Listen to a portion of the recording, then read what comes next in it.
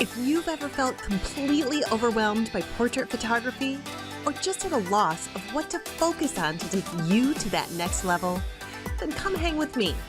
I help guide portrait photographers just like you to stay clear and sharp in camera and with your goals. I'm your host, photographer, educator, and weirdly positive mama of four, Emily Supio. And this is the Stay Focused podcast. Photography advice to help you stay focused. Well, hey there, it's Emily Supio, and thank you so much for pressing play on today's episode of the Stay Focused podcast. You chose a great episode to listen to today.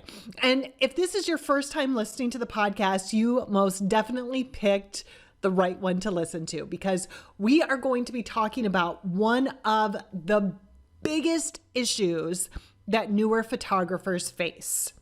Do you know what I'm talking about? It's focus. How to get clear, tack sharp pictures.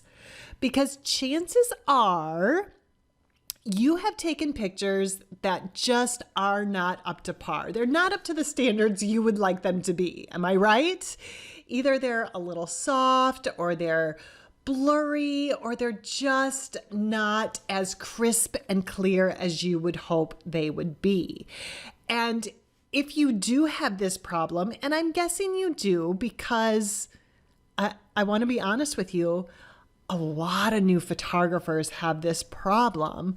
I want to help you understand the reasons why, so that you can take more and more pictures that are super duper sharp.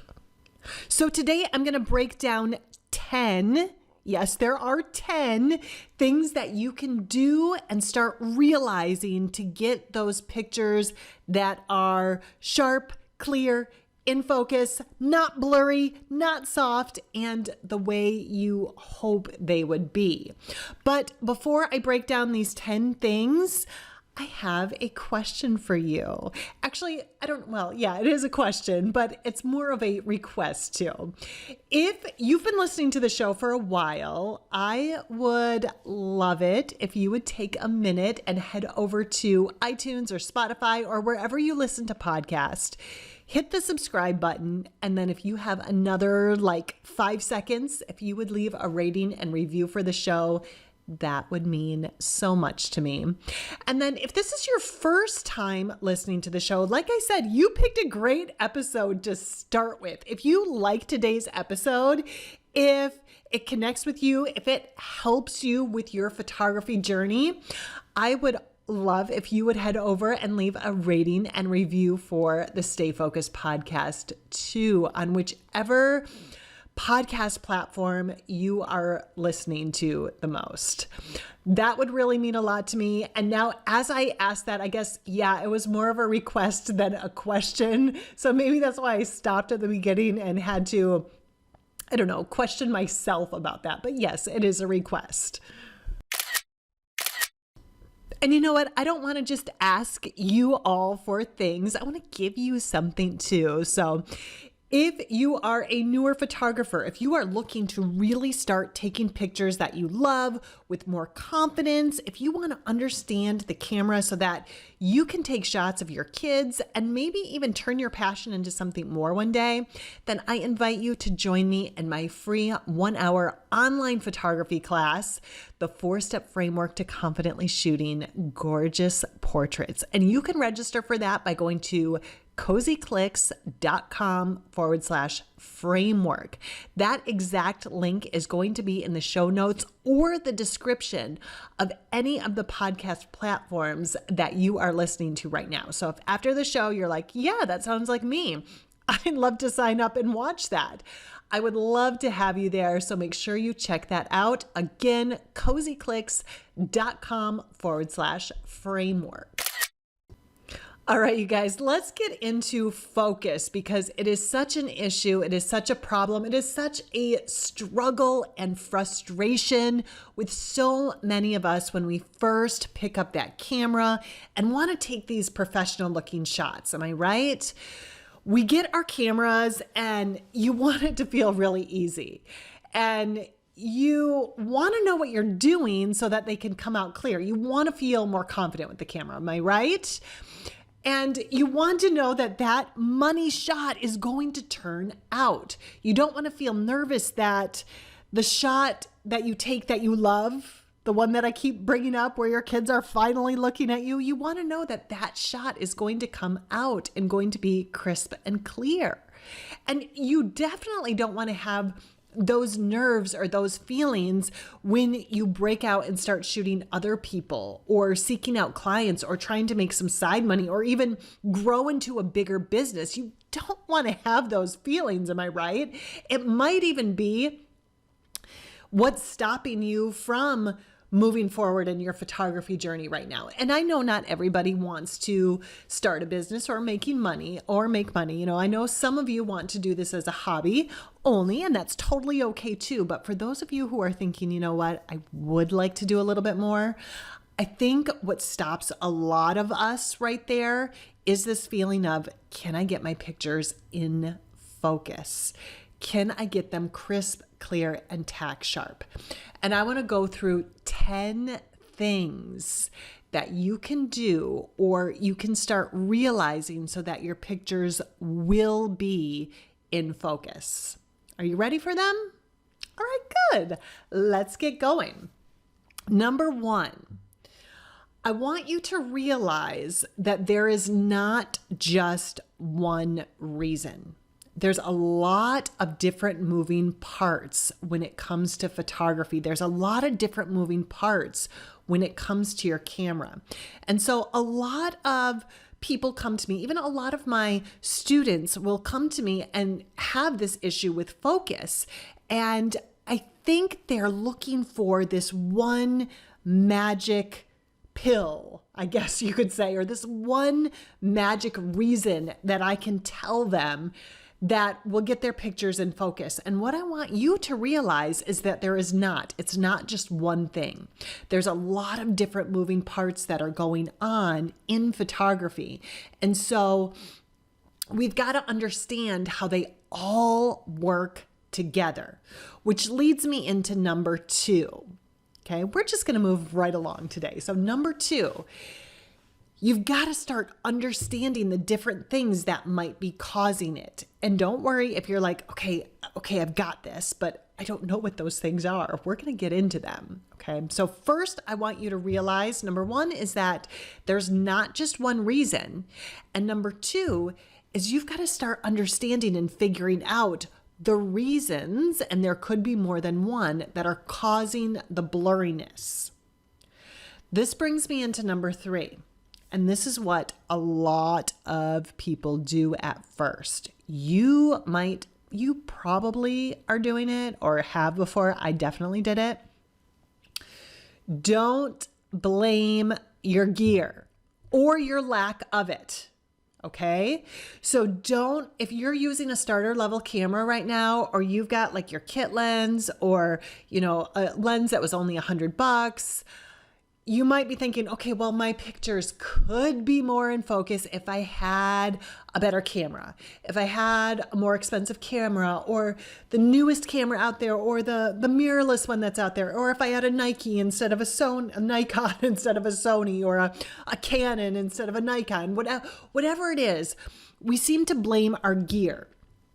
Or, like I said, lack of it when our pictures are not coming out clear.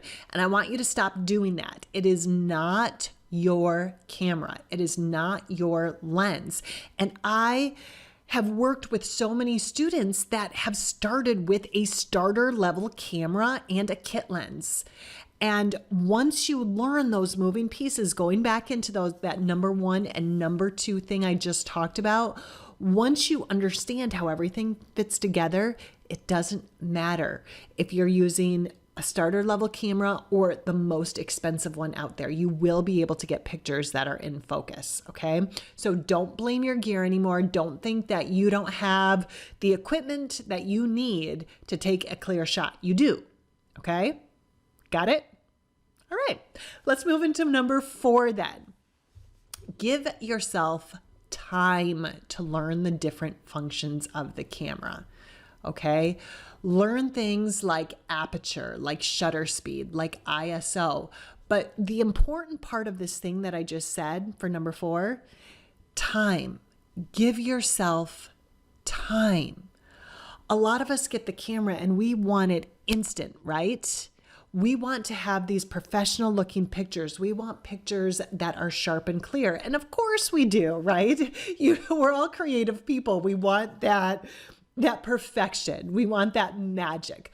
But give yourself a little bit of grace. Give yourself the time, especially if you are newer. And when I say give yourself time, for some people, that means, that might take them a month to learn some of the different settings on their camera. For some people, it might take them a year.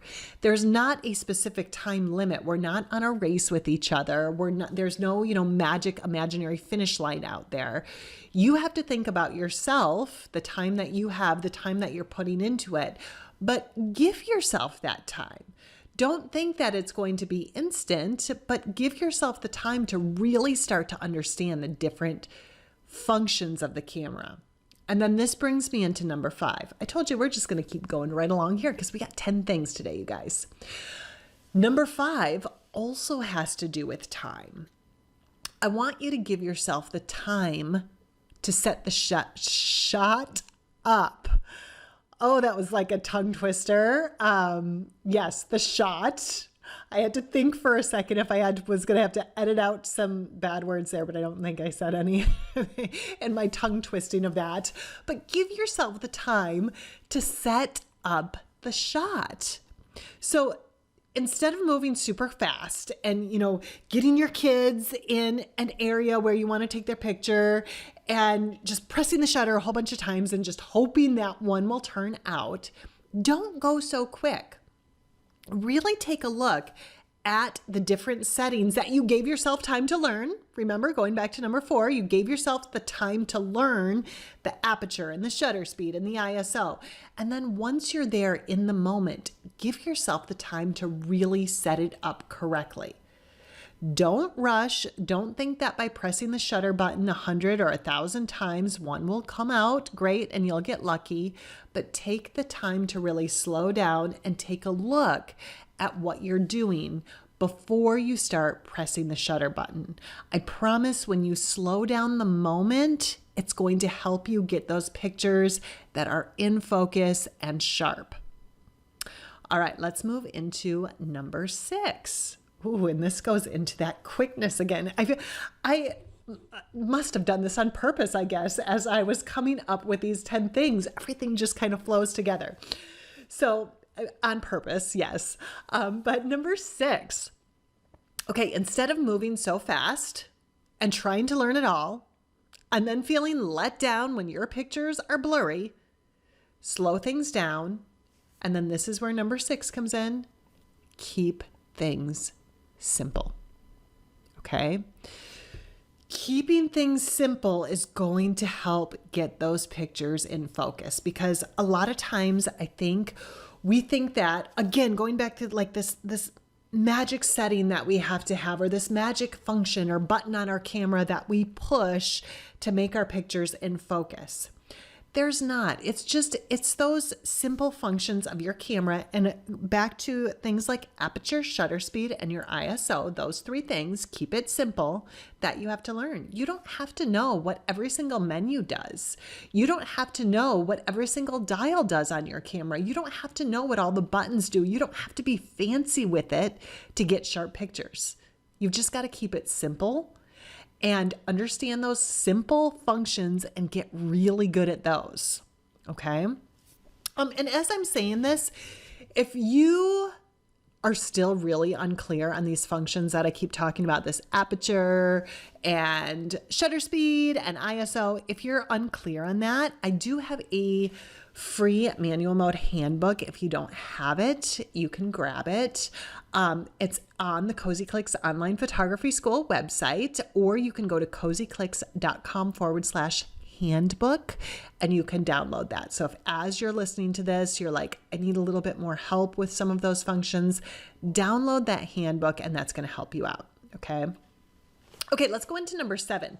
And this is something very actionable that you can do, and something that I actually still to this day have to do and remember, and it was the culprit of so many blurry pictures. And it's so easy to fix. It's so easy to fix once you realize you're doing it, okay? And it's something we all do. And that's breathe. And if you're like, what? Just watch your breath when you're taking pictures. Some of us breathe a little heavier. Some of us breathe a little quicker. If you're chasing around a toddler, you might have just been running an awful lot and you might be trying to catch your breath. And if as you are taking those breaths, or if you are a heavy breather, that's going to cause some shakiness with the camera, and that could be causing your blurry pictures. You might not have even realized that at this time, but yeah, if you're breathing heavy, breathing hard, breathing deep, just got done running a marathon, chasing around your 2-year-old, then yeah, that's going to show up in your photos, and you just want to be paying attention to that a little bit. Some of my students I know have even told me they hold their breath, so that not like during the whole time they're taking pictures or anything, but they'll like count down to 3, hold their breath, and then take the shot. And that's been really helpful. So you could try that out. You could test that out, especially if you're thinking right now, like, yeah, that is me. I know I'm a heavy breather. I know I might do that. Try that out and see if that helps get your pictures in a little more focus. Okay. All right, let's move on to number 8. We are making our way through. Number 8 is also something else I did, something I still do, something that a lot of my students do, and something you can easily fix to get clearer pictures as soon as you realize you're doing it. Okay. So along with breath, your hands might be moving a little bit too. Some of us are just a little shakier, especially when we're nervous, right? If we're nervous, if maybe we're taking pictures of clients or new clients or someone that isn't our child and we want to get a great shot, sometimes we're a little nervous and our hands shake a little bit. Or maybe your camera's just heavy. Maybe you've got a really cool lens that is brand new on there and it's heavier than you're used to, and it makes your hands shake just a little bit. That shakiness of your hands is going to shake in the photo and is going to make your picture look blurry. So pay attention to how shaky your hands are. And I know it seems super simple. I know it seems like, oh no, that can't be doing it. That can't be causing, my out of focus pictures. But I got to tell you, once you're aware of that and notice if you do it, you're going to see a difference in the focus in your images. Now, if you're using a tripod, that kind of takes this element out. But I know a lot of my students, a lot of photographers, especially when you're working with younger kids, the kids are on the go and we're moving a little quicker. So a tripod isn't always the best option. So you've just got to be really aware of how fast you're moving, how shaky your hands are, how fast your hands are, right? So pay attention to that next time you go out to shoot and see if you notice a difference in the focus and blurriness of your images. All right, number 9, this is what I want you to realize. This is super important. I almost think actually, as I'm reading this here, I know you guys aren't reading it, but I'm reading number 9 right now. I probably should have put this one as number 1, but I didn't. So we'll keep it at number 9. It is not you, okay? You are a great photographer. You are not the reason your pictures are out of focus. You are not bad at photography at all. You actually are really great at it. You have the desire and the passion to take great pictures. You just have to realize the things that are important to learn. Remember again, aperture, your manual mode, your shutter speed, your ISO. Keep it simple, get really good at those things, and then just keep at it. So it's not you at all, and I want you to be really clear on that, okay? It's not you. You can do wonderful, wonderful things with photography, and you can get those shots that are clear and in focus. So I want you to remember that all the time. And that takes us into number 10, We made it to the end of the list. I like this one for number 10, and it's just such a good reminder for me, for all of us out there that are creative people that want to get these pictures that are sharp and clear. Have fun with it, you guys. When it stops being fun, your pictures are not going to look in focus. Okay, so have fun. And what I want you to do is learn from the shots you took that were blurry. So every time you take a blurry shot, instead of feeling bad about it, think, okay, what did I do here? What could have caused that blurriness? And learn from that for the next time. So each blurry shot is only going to help you take those tack sharp pictures in the future. So with each one, have fun with that. Look at the blurry ones and smile and just be like, okay, what did I learn from this one that I can get better on the next time? And it's going to help you 10 times, 100 times more than anything else when you learn from yourself and you learn from what you've done. So have fun with the process and just take those blurry pictures, take those out of focus pictures, and instead of just chucking them to the side or clicking that delete button, take a look at them. Take a look at what your settings were. Think about what situation you were in. Think about how nervous you were at that time. Think about how quick you were setting your shot up or how slow, and just have fun with the learning process. You're going to see so many results with your photos, and you're going to start taking more and more and more pictures that are clear and sharp and not blurry anymore. Okay? Trust me. It is a learning process, but you'll get there. And I want to help you out as much as I can. Like I said, if you're stuck with some of those functions of the camera that I was talking about during these 10 steps, go grab the free handbook on the Cozy Clicks online photography school site, cozyclicks.com/handbook. And in the beginning of today's episode, I invited all of you who are ready to learn a little more or a lot more to my free 1-hour online class. You can do that by going to cozyclicks.com/framework. That class is totally free and will really give you a jump start in portrait photography. All right, you guys, I hope that resonated with you, that connected with you, at least one of those 10 things. If just one of those 10 things connected with you today, then I have done my job, and I hope that you take action on that one thing. I hope you take action on all 10, but even if it was just one, take that one thing, roll with it, and your pictures are going to be in focus. Your pictures are going to look crisp, clear, professional, gorgeous, all of the things that you want, and that is what I want for you. All right, you guys, I hope you have a fantastic rest of your week. The Stay Focused podcast has new episodes that come out every Wednesday, so make sure to hit that subscribe button over on iTunes or Spotify so that you don't miss any of the new episodes that are coming out.